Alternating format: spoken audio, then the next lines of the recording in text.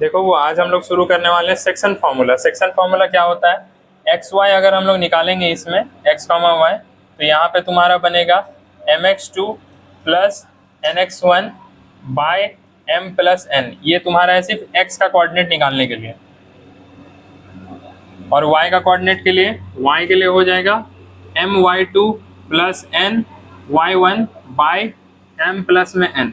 ये दोनों कोऑर्डिनेट का हम लोग को यूज करना है। यूज कहाँ पे होगा, अगर दो को कोऑर्डिनेट दिया हुआ है, एक a है और दूसरा b कोऑर्डिनेट है, और यहाँ पे एक पॉइंट है p वाला। तुमसे अगर पूछ देगा कि ये जो कोऑर्डिनेट ये p वाला काट रहा है, ये कितना रेशियो में काट रहा है, ये 2:3 के रेशियो में काटेगा या 4 तुम्हारा 5 के रेशियो में काटेगा, ये रेशियो निकालने के लिए हम लोग सेक्शन फॉर्मूला का यूज करते हैं। क्लियर है? तो फॉर्मूला लिख लो।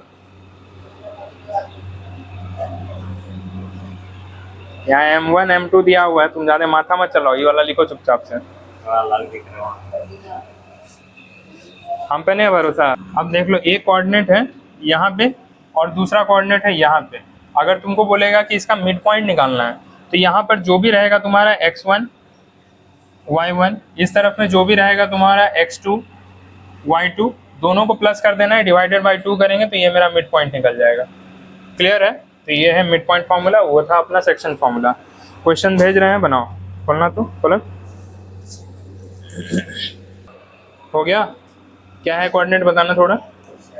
ए का क्या है 4, कितना ये 1 नंबर है, और बी का क्या है 9, 7। रेशियो क्या दिया हुआ है 3:2। देखो पुट कैसे करोगे तुम लोग।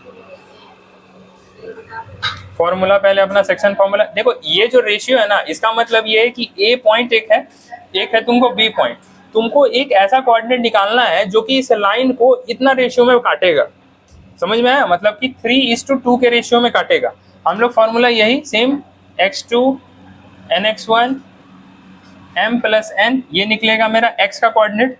फिर हम y के लिए निकालेंगे नहीं my2 plus ny1 by m plus n। देखो m का वैल्यू यहाँ पर 3 ले लेना, x2 के जगह में ये तुम्हारा x1 है, y1 है, x2 है, y2 है। n के जगह में x2 के जगह में यहाँ 9 प्लस n के जगह में यहाँ 2, x1 के जगह में यहाँ पे 4। नीचे में दोनों को प्लस कर देना है m और n को, यानी कि 3 प्लस में 2 हो जाएगा। यहाँ पे y इक्वल टू में m का वैल्यू हम लोग 3, y2 है यहाँ पर 7, n का वैल्यू है यहाँ पे 2, y1 है मेरे पास यहाँ पर -3। भाई नीचे की तरफ में 3 प्लस में 2 कर लेंगे, कोई दिक्कत? सॉल्व करो, निकालो तो कितना कोऑर्डिनेट बैठ रहा है, अपने से करना। 4 2 8 और 3 7।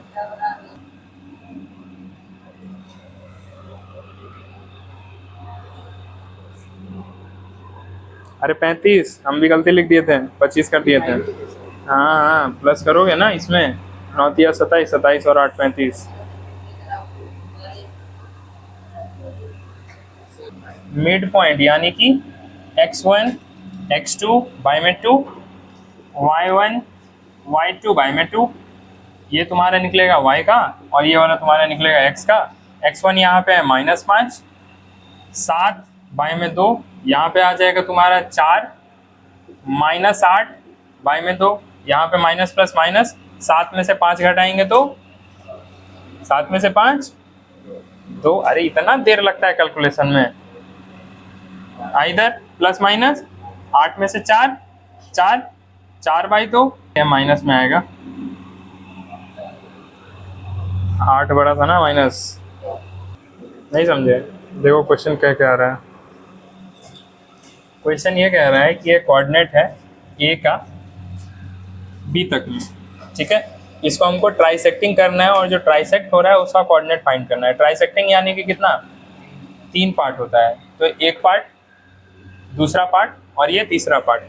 यानी कि हम लोग ए और बी दिया हुआ है यहाँ का, ये ए का है और ये बी का है, तो हम लोग को ये पी का कोऑर्डिनेट और बी का कोऑर्डिनेट फाइंड करना है कि कितना में टूटेगा। ट्राइसेक्टिंग में क्या होता है, सारा आपस में इक्वल होगा, मतलब कि यहाँ पर भी 1 होगा, यहाँ पे भी 1 होगा और यहाँ पे भी 1 होगा। ट्राइसेक्टिंग यही ना कि सारा आपस में इक्वल होगा। ये ए का अपने पास दिया हुआ है -5,6, बी का अपने पास दिया हुआ है 4, में -3। x1 ले लेंगे, y1 ले लेंगे, x2 ले लेंगे, y2 ले लेंगे। हमको यहाँ पे p का कोऑर्डिनेट चाहिए, ठीक है।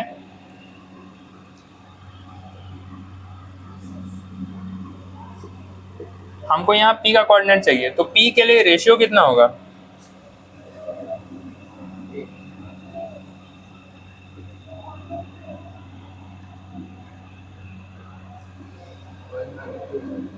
p के लिए रेशियो 1:2 होगा, ठीक है। तो ये p का रेशियो मतलब कि हमको m का ले लेना है 1, n का ले लेना है हम लोग को 2, और x1 और x2 तो अपना सब y1 और y2 गिवन ही है, तो बन जाएगा p का कोऑर्डिनेट निकल जाएगा। निकाल करके दिखाइए।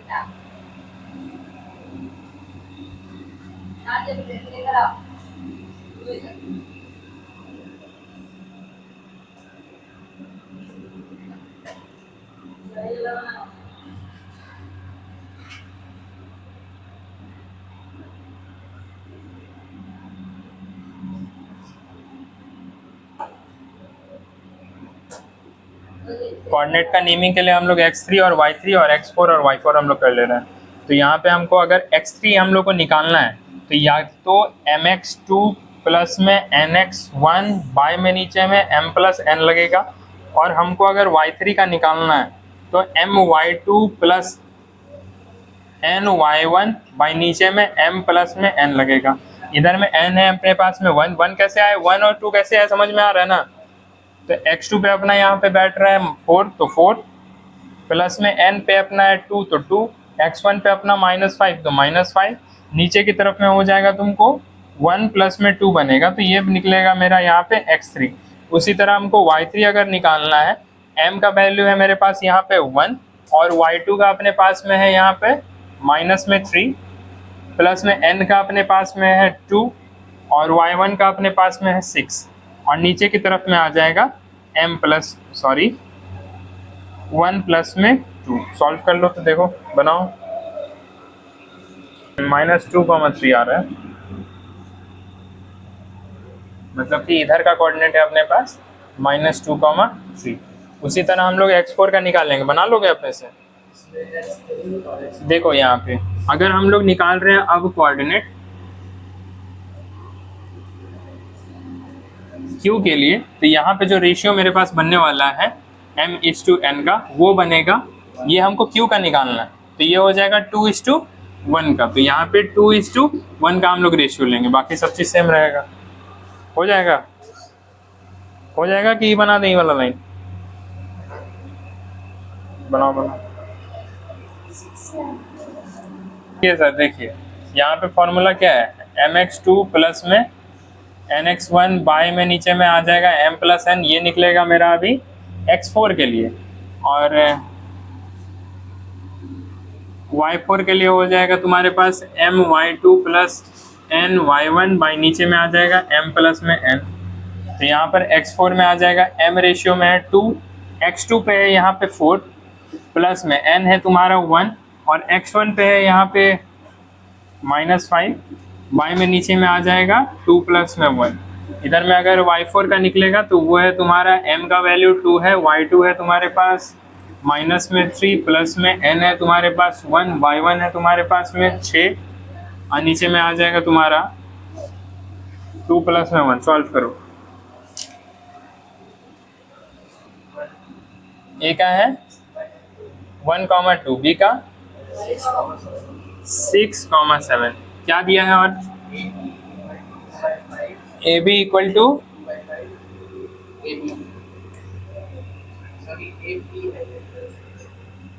ए पी है, और इधर ए बी। चलो ठीक है, हाँ फाइंड क्या करना है, पी पॉइंट फाइंड करना है ना, ठीक है, निकल जाएगा ना पी का कोऑर्डिनेट। तो यहाँ पे देखो तुम्हारे पास ए पी दिया है 2/5 ऑफ ए बी। हम लोग क्या करेंगे, हम लोग एक लाइन बनाएंगे, ए का अपना 1,2, बी का अपना है तुम्हारे पास 6,7। यहाँ पे हम बीच में पी का कोऑर्डिनेट बनाते हैं। इसको हम थोड़ा सा अगर सॉल्व करेंगे तो हम ऐसे लिख सकते हैं क्या, कि A P equal to 2/5 A B है, तो 5 को इधर में करेंगे तो 5 A P equal to 2 A B बन जाएगा।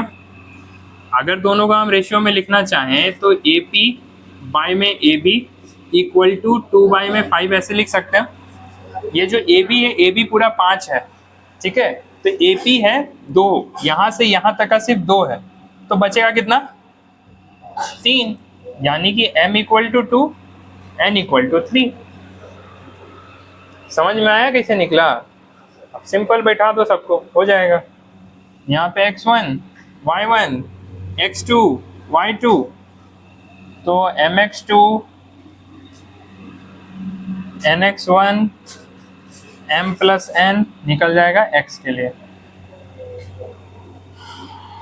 y निकालना है तो m y2 n y1 m plus n निकालेंगे। m का अपने पास में 2 है, x2 का अपने पास में 6 है, n का 3 है और x1 का है 1। नीचे में आ जाएगा तुम्हारा 2 प्लस में 3, ये निकलेगा x। इधर में तुमको y, m का तेरे पास 2 है, y2 का है तुम्हारे पास में 7 है, प्लस में n है तुम्हारे पास में 3 है और y1 है तुम्हारे पास में 2 है। नीचे में आ जाएगा तुम्हारा 2 प्लस में 3। चलो निकाल लो कोऑर्डिनेट।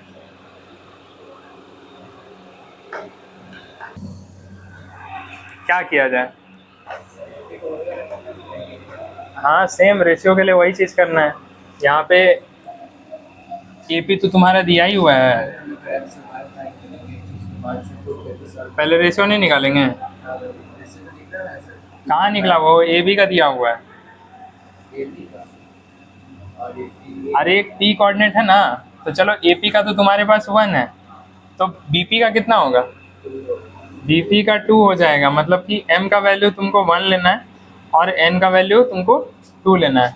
फिर यहाँ पर p का कोऑर्डिनेट निकाल लेंगे हम लोग, x और y का। ठीक, निकालो।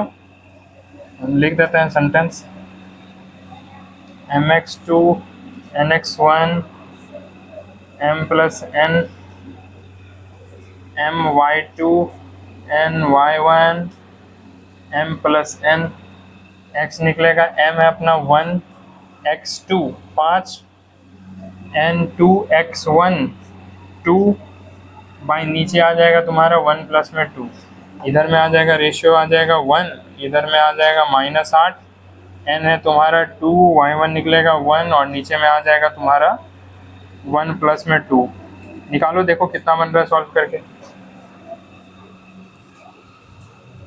अब मजा आया था अंदर पलट, सही में। तब तो 3 -2 आया। अब देखो यहाँ पर तुम्हारे पास x का वैल्यू है कितना 3, y का वैल्यू है तुम्हारे पास -2, बस इसी वाला इक्वेशन में रखो, k का वैल्यू निकल जाएगा। यहाँ पे 2x माइनस में y प्लस में k इक्वल टू में 0, तो यहाँ पे 2x का 3 है, माइनस में यहाँ पे माइनस में 2 प्लस में यहाँ पे k इक्वल टू 0। k का वैल्यू निकालो कितना आ रहा है?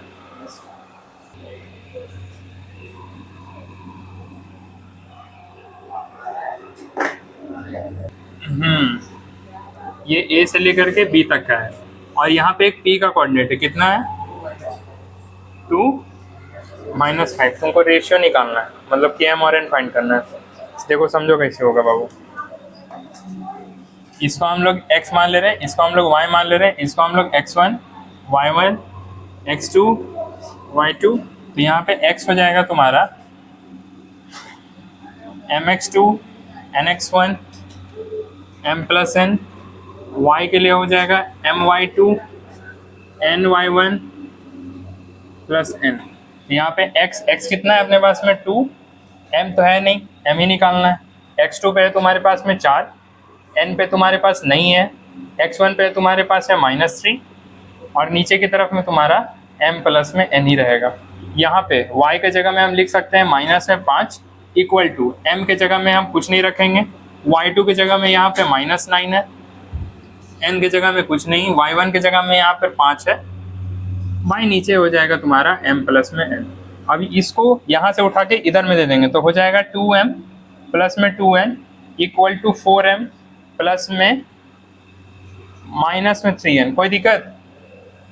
इधर साइड में माइनस में 5m माइनस में 5n इक्वल टू माइनस में 9m और प्लस में यहाँ पर 5n। कोई दिक्कत, कोई प्रॉब्लम नहीं? यहाँ पे m है, इसको उधर इसको अंदर में लेकर के आते हैं, तो 2n प्लस में 3n equal to 4m minus में 2m। यहाँ पे प्लस होगा तो यहाँ पे 5n बनेगा, यहाँ पे हो जाएगा तुम्हारा 2m बनेगा। ये रेशियो क्या होगा तुम्हारा यहाँ पे, तो रेशियो हो जाएगा तुम्हारा 5/2 इक्वल टू m/n बनेगा। सेम चीज यहाँ पे चेक कर लेंगे कि सही है कि नहीं है। तो यहाँ पे m है, इसको उधर में भेजते हैं, -5n और माइनस में 5n इक्वल टू माइनस में 9m प्लस में यहाँ पे 5m। तो यहाँ माइनस माइनस हो गया तुम्हारे पास प्लस, माइनस में 10n equal to minus plus minus, यहाँ पे हो गया तुम्हारा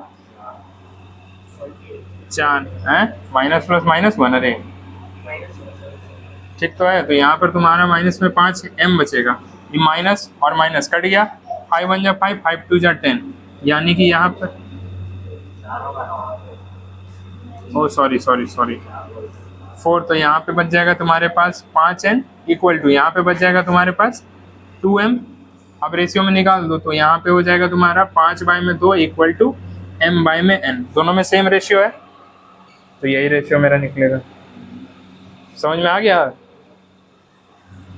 तो दोनों ही बना करके दिखाना है, हमको लग रहा है वैसे ही बनेगा, सेम बनेगा। देखो कैसे बनेगा, यहाँ पर तुम्हारे पास एक चीज़ तो है, मतलब कि y वाला है तुम्हारे पास, तो हम y वाला लगाएंगे। y इक्वल टू क्या लिखते थे हम लोग, my2 ny1 बाई नीचे m प्लस में n, तो y का अपने पास में यहाँ पे 2 है, तो 2 देखो, क्योंकि x हमको चाहिए, x तभी निकलेगा जब हम लोग रेशियो निकाल पाएंगे, तो रेशियो हम लोग को पहले निकालना पड़ेगा। तो m तो है नहीं अपने पास, y2 अपने पास में है -3, n है नहीं, y1 अपने पास में है 5, नीचे में आ जाएगा तुम्हारे पास m प्लस में n, m और n को इधर करेंगे तो 2m प्लस में 2n माइनस 3m 5n, तो इसको इधर करते हैं, तो 2n माइनस में 5n इक्वल टू माइनस में 3m माइनस में 2m, तो यहाँ पे हो जाएगा तुम्हारा माइनस में 3n, यहाँ पे हो जाएगा तुम्हारा माइनस माइनस प्लस, यानी कि माइनस में 5m। कोई दिक्कत, इधर माइनस और माइनस कट गया, यानी कि 3/5 का रेशियो आएगा m/n का। रेशियो तेरे पास निकल गया, इस रेशियो को तुम यहाँ पे बैठा लो, x equal to mx2 nx1 by नीचे m प्लस n में, तो x भी निकल जाएगा तुम्हारा।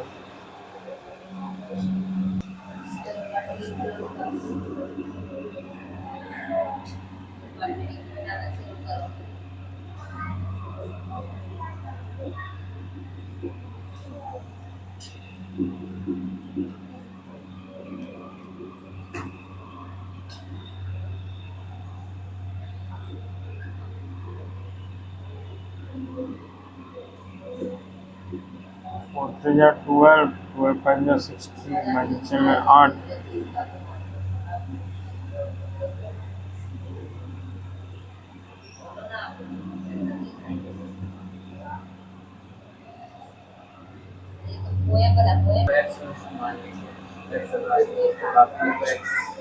बस हो गया। रेशियो तुम्हारे पास है ही, ये तुम्हारा x है, ये तुम्हारा y है, x1 है, y1 है, x2 और y2 तो गिवन ही। हाँ देखो हम लिख दे रहे हैं इक्वेशन कैसे होगा। x का होता है mx2 nx1 m plus n, y का होता है तुम्हारा my2 ny1 m plus n, तो x का है तुम्हारे पास में यहाँ पे -1 इक्वल टू m है तुम्हारे पास में 3, और x2 है तुम्हारे पास x2 ही है, और n है तुम्हारे पास में 4, और x1 है तुम्हारे पास में 2, नीचे में हो जाएगा 3 प्लस में 4, 3 प्लस में 4 यानी कि 7, 7 इधर आएगा तो -7 इक्वल टू हो जाएगा तुम्हारे पास 3x2 प्लस में 4 2 8, 8 उधर जाएगा तो -7 माइनस में 8 इक्वल टू 3x2 बनेगा, minus minus plus 8 7 15, -15 equal to में 3x2 रहेगा, 3 5 15, -5 इक्वल टू में x2 हो जाएगा। आया? क्या कर रही है तुम?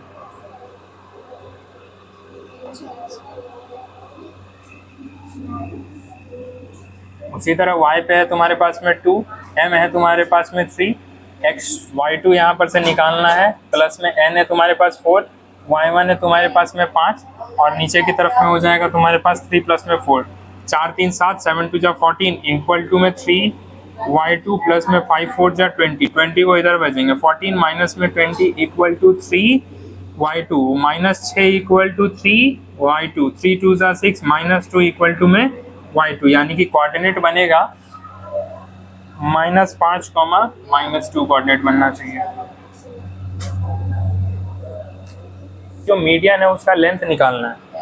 तो मीडियन क्या होता है ट्रायंगल का?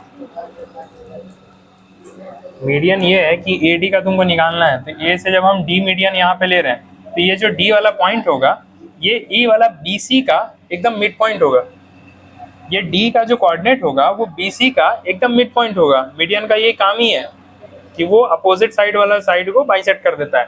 यानी कि D का अगर कोऑर्डिनेट हम निकालें तो D का कोऑर्डिनेट क्या होगा, x1 प्लस में x2 बाई में 2 x के लिए, और y1 प्लस में y2 बाई में 2 y वाला के लिए। तो यहाँ x1 पे है तुम्हारे पास में 5, x2 पे है तुम्हारे पास में 3, नीचे की तरफ में 2, 8 बाई 2 यानी कि 4, इस तरफ में y1 पे है तुम्हारे पास में 3 प्लस में यहाँ पे -1 बाई में 2, 3 माइनस 1 बाई में 2, 2 बाई 2 1, यानी कि इसका कोऑर्डिनेट क्या बना, तो 4, 1 बना। कोई दिक्कत? एक ही इसका कोऑर्डिनेट आ गया 4, 1। अब फिर तुमको BE का भी निकालना है, तो सेम इसी तरह तुम्हारा यहाँ का भी लेंथ निकलेगा। ठीक, बनाओ E का।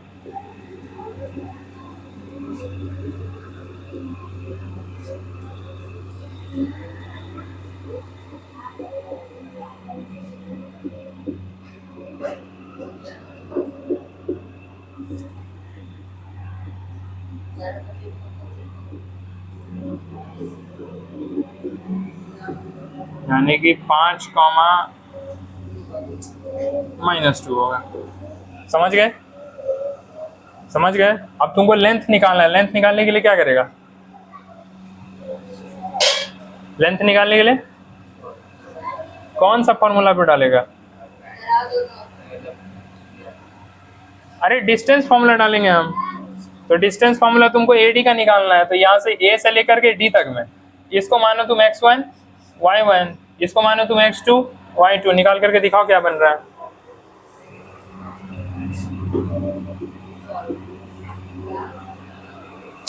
क्या बोल रहे, पूछ ली?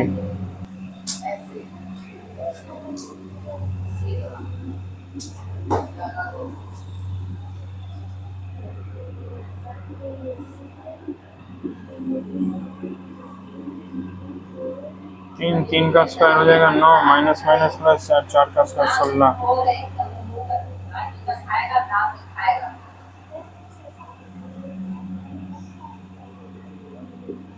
AD का निकला 5 यूनिट, वैसे ही तुम निकालो BE का, निकाल करके दिखाओ।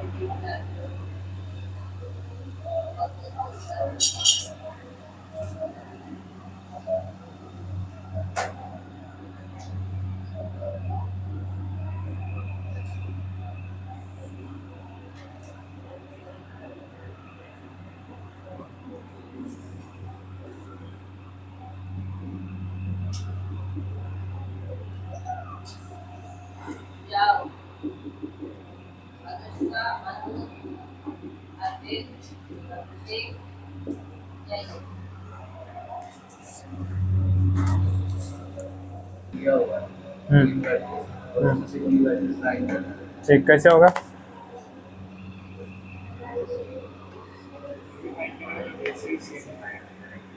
AB फाइंड करेगा तो इसका लेंथ इसके बराबर होगा, बहुत लंबा नहीं चल जाएगा। पैरेलल हमारे, हम तो बताइए करेंगे। देखो तुम भी तो इसी का भाषा बोल रहे हो। यहाँ से यहाँ कैसे निकलेगा? वैसे थोड़े होता है। देखो यहाँ पे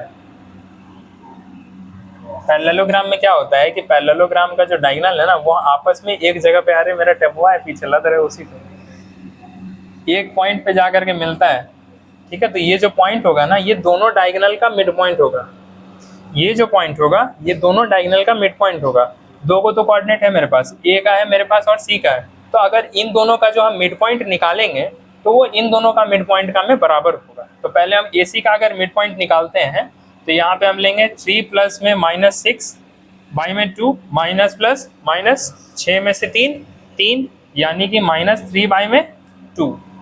दूसरा वाला यहाँ पे -4 प्लस में 2 बाई में 2 माइनस प्लस माइनस 2 बाई 2 यानी कि 1, यानी कि O का कोऑर्डिनेट क्या आया, तो O का कोऑर्डिनेट आया -3 बाई 2 1। तो ये जो O का कोऑर्डिनेट है किसका बराबर रहेगा, तुम्हारा इन दोनों का मिड पॉइंट का। समझ रहे हो बात को? तो ये हो जाएगा तुमको -1 प्लस A बाई में 2 इक्वल टू किसका, -3 बाई 2। दूसरे तरफ के लिए यहाँ पे हो जाएगा तुमको -3 प्लस में B बाई में 2 इक्वल टू रहेगा तुम्हारा इसका 1। बनाओ, सॉल्व करो, देखो समझ में आया क्या किए? नहीं आया ना, हमको मालूम है, इसीलिए तुम शांत बैठे लो। देखो यहाँ A और C का हम मिड पॉइंट निकाले, ये जो मिड पॉइंट रहेगा ना ये इधर का भी मिड पॉइंट का बराबर रहेगा। तो इस मिड पॉइंट का कोऑर्डिनेट निकाले, मेरा निकला ये। तो ये जो कोऑर्डिनेट है ये इन दोनों का मिड पॉइंट के बराबर होगा। तो इसका और इसका अगर मिड पॉइंट निकालें तो इसका बराबर होगा ना O वाले का, वैसे ही निकला है Y के लिए भी।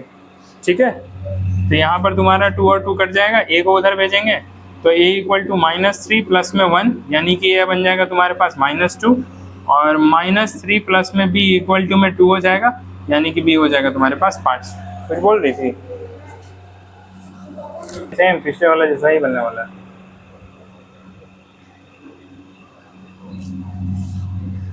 रस लिख लेना, कहा जाए, पढ़ चुपचाप।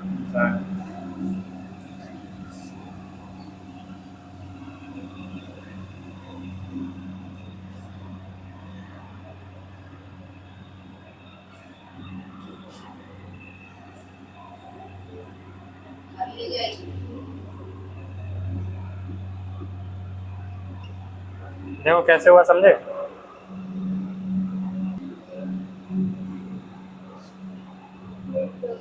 मिड टर्म था, मिड पॉइंट था, इसी की वजह से इन दोनों का जो रहेगा 5 + 6 का वो 3 + x का भी रहेगा, क्योंकि ये तो वो दोनों में है ना, दोनों का मिड पॉइंट।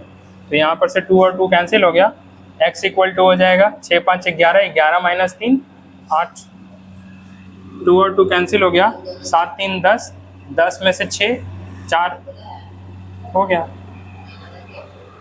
समझ गए? क्वेश्चन समझ में आया? वैसे नहीं होगा। क्वेश्चन समझ में आया? नहीं आया? क्वेश्चन देखो ये कह रहा है कि ये जो D, E और F है वो रिस्पेक्टिव साइड्स का मिड पॉइंट है। तो तुमको ये जो वर्टिसेस है A, B और C इसका तुमको कोऑर्डिनेट फाइंड करना है। मिड पॉइंट है, मिड पॉइंट में क्या होता है, मिड पॉइंट अगर हम इसका बात करेंगे F का मिड पॉइंट का, तो यहाँ पे हम लिख सकते हैं x1 प्लस में x2 बाई में 2 इक्वल टू में 4 होगा, x1 प्लस में x2 इक्वल टू 4 2 = 8 होगा। अब उसी तरह ये तो पहला वाला के लिए, ये तुम्हारा है F वाला कोऑर्डिनेट के लिए।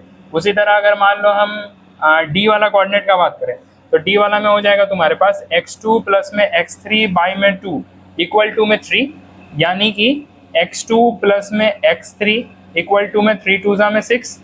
उसी तरह अगर हम बोले E वाला कोऑर्डिनेट के लिए, तो E वाला कोऑर्डिनेट के लिए हो जाएगा तुम्हारे पास x1 प्लस में x3 बाई में 2 इक्वल टू -3 यानी कि x1 प्लस में x3 का वैल्यू 3 2 = -6। कोई दिक्कत?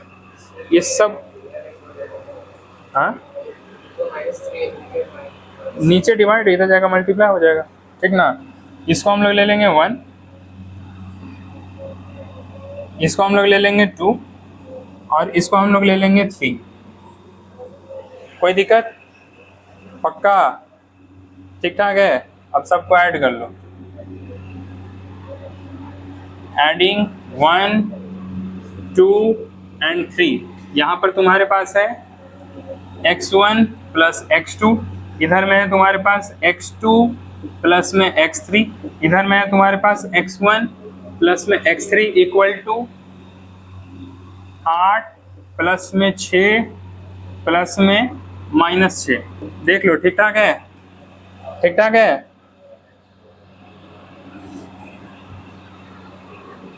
ठीक है। उसी तरह तो यहाँ पे हो जाएगा तुम्हारे पास 2x1 x2 x3 equal to, ये तो 6 और 6 कट ही जाएगा, यहाँ पे 8 बचेगा यानी कि x1 x2 और x3 का वैल्यू क्या बचेगा तेरे पास 4। कोई प्रॉब्लम है? नहीं।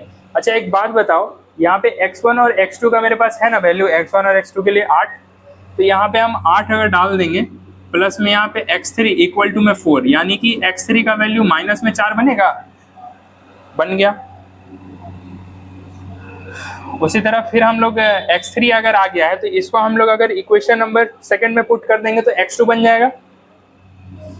यूजिंग इक्वेशन नंबर 2, और इक्वेशन नंबर 2 है मेरे पास x2 प्लस में x3 इक्वल टू में 6, x3 इक्वल टू में 6, x3 का है माइनस में 4, तो x2 प्लस में यहाँ पे माइनस में 4 इक्वल टू में 6, प्लस माइनस माइनस माइनस उधर गया प्लस, यानी कि x2 का वैल्यू 10। कोई दिक्कत? ऐसे ही तुम्हारा आ गया x2 का। अब x2 को अगर मान लो हम इसमें डाल देंगे तो मेरे पास x1 नहीं आ जाएगा, तो फिर से वही, नहीं दिक्कत यहाँ। हाँ तो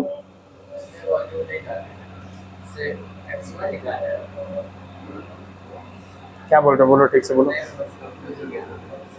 ठीक है ना, तो अब यहाँ पर x2 आ गया, तो x2 को हम यहाँ डाल लेते हैं यूजिंग इक्वेशन नंबर 1,